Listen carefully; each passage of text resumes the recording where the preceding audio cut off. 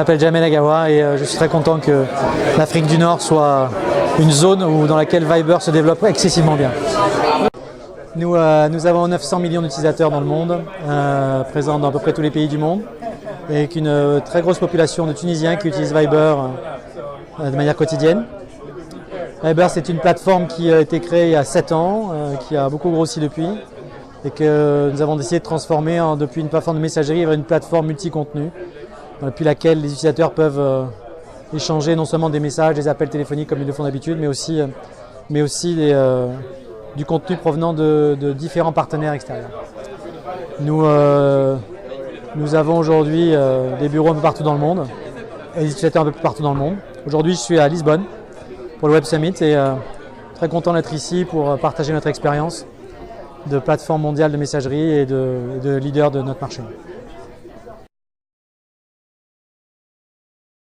Donc, sur le marché de la messagerie, il y a beaucoup d'acteurs. Il n'y en a que 4 ou 5 qui ont une taille suffisante pour aujourd'hui être successful. Il y en a très peu qui ont un positionnement mondial. En fait, il n'y en a que 3, Facebook Messenger, WhatsApp et Viber.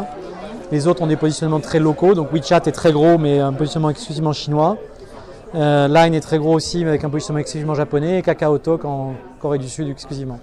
Viber fait partie des 3 sociétés qui ont un positionnement mondial, présent dans 150 pays, avec une position une position très forte dans une trentaine de pays dans le monde, qui inclut des pays d'Europe de l'Est, d'Afrique du Nord, du Moyen-Orient et d'Asie du Sud-Est. Donc aujourd'hui, la grosse différence entre Viber et les 2 autres applications mondiales, la première, c'est que contrairement à Facebook Messenger, nous sommes une plateforme encryptée, end-to-end, ce qui veut dire que les communications et messages envoyés par Sun Viber sont parfaitement sécurisés, nous ne les lisons pas pour des fins publicitaires, comme peuvent le faire Messenger par exemple.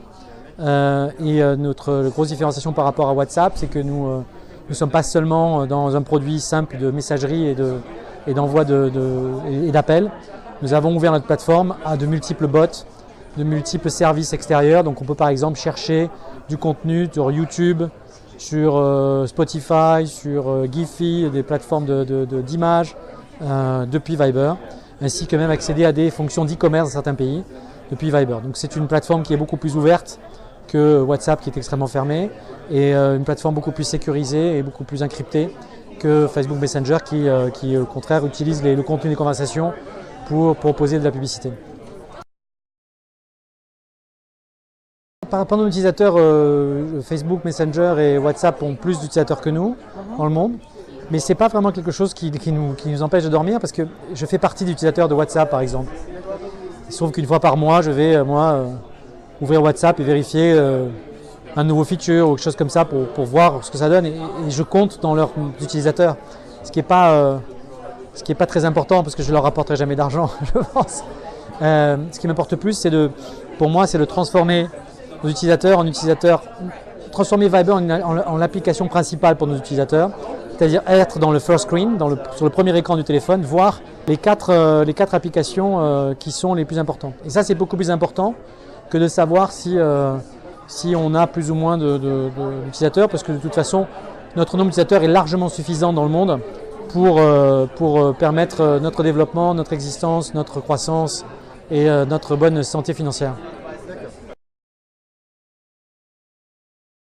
Alors, nous avons déjà du paiement dans pas mal de pays. C'est une fonction que nous avons déjà implémentée. Nous avons par exemple des transferts internationaux dans une dizaine de pays d'Europe de l'Ouest et des États-Unis vers des pays du monde émergent, on va dire. C'est déjà le cas depuis presque 2 ans. Nous avons également des moyens de paiement dans beaucoup de pays d'Europe de l'Est. Et les paiements, aujourd'hui, en Europe de l'Ouest ou aux États-Unis, ce sont des fonctions relativement simples en fait, qu'on peut implémenter à peu près quand on veut, puisqu'il s'agit simplement de transférer de l'argent d'une carte de crédit à une autre carte de crédit. Ce sont des fonctions que nous implémenterons en temps et en heure, mais qui sont liées pour nous à un use case qui est un peu plus intéressant que le seul use case d'envoi d'argent peer-to-peer.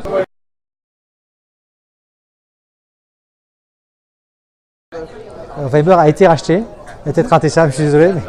Viber a été racheté 15 jours avant WhatsApp par le groupe Rakuten. Nous avons été rachetés 900 millions de dollars en février 2014. 15 jours plus tard, WhatsApp a été racheté par Facebook. Et nous travaillons donc main dans la main avec Rakuten pour développer ensemble des offres d'e-commerce, des offres sur des contenus digitaux. Par exemple, Rakuten, qui est le sponsor du FC Barcelone, nous permet d'avoir des contenus exclusifs du FC Barcelone que nous distribuons dans Viber. Donc nous avons beaucoup de coopération. Alors si depuis d'autres compagnies ont sollicité Rakuten pour racheter Viber, c'est sûrement possible, mais ça n'est pas mon actualité. Moi je m'occupe de Viber et de le développer, et l'actionnaire se décidera s'il veut le continuer ou le vendre à la société un jour.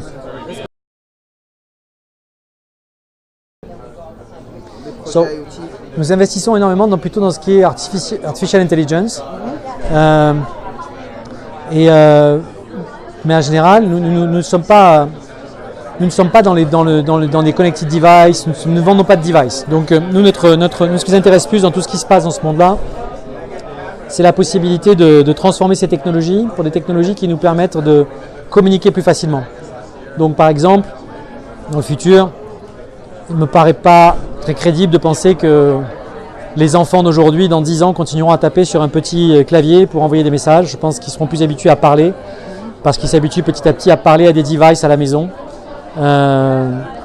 pour commander de la musique, acheter de la musique ou demander des informations sur le trafic, etc. Et donc je pense qu'ils s'habitueront à parler de plus en plus aussi à leur messagerie pour envoyer un message. De la même manière, je pense que les conversations peuvent avoir des besoins d'assistance à certains moments, peuvent être peut-être nourris par de l'intelligence artificielle.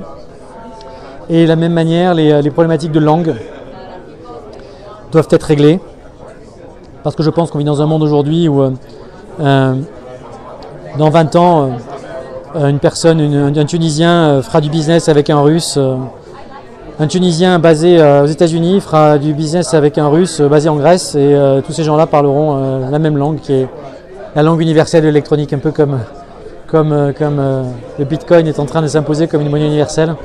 Je pense qu'il est très probable que la problématique des langues soit réglée par les nouvelles technologies. Donc on ne veut pas être un réseau social, ça je pense qu'il y a des gens là-dessus et ce n'est pas notre créneau.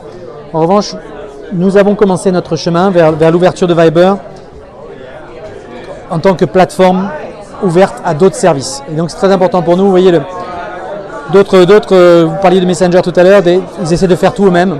Et nous essayons d'ouvrir notre plateforme à des third parties, parce que nous pensons humblement qu'il y a beaucoup d'innovation dans ce monde, et que cette innovation elle peut venir d'un étudiant, d'un gamin de 15 ans ou d'un PhD de Stanford, et que ces gens-là auront besoin d'accéder rapidement à des bases utilisateurs assez importantes. Et donc nous sommes devenus une plateforme, ce qui permet à des bots, développeurs ou à des des applications third party de présenter leurs services sur Viber et de les rendre disponibles à des utilisateurs sans quitter Viber. Et donc nous transformons Viber aujourd'hui d'une plateforme de messagerie à une plateforme de communication multi-contenu qui permet d'échanger des contenus qui sont soit générés par soi-même, soit générés par d'autres et accessibles sur d'autres applications, ainsi que d'accéder à des autres applications de services ou d'e-commerce qui peuvent être intéressantes. Donc Viber est en train de devenir une plateforme plus large que le seul fonction de messagerie. Merci merci à tous les Tunisiens qui nous font confiance, parce qu'on a beaucoup de Tunisiens qui utilisent Viber, on en est très fiers. J'en suis personnellement très fier.